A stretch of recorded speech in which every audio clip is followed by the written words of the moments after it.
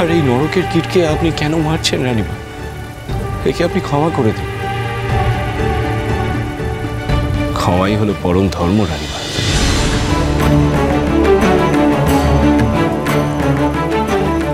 বউটা না, আমাকে ক্ষমা করে দাও। আমি এমন ভুল আর কখনো করবো না। ক্ষমা করে দাও বউটা।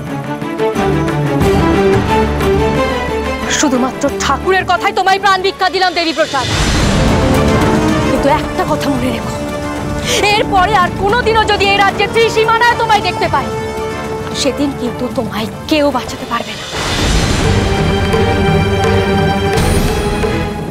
সেনাপতি, যাও দেবী প্রসাদকে রাজ্য পার করে দিয়ে এসো।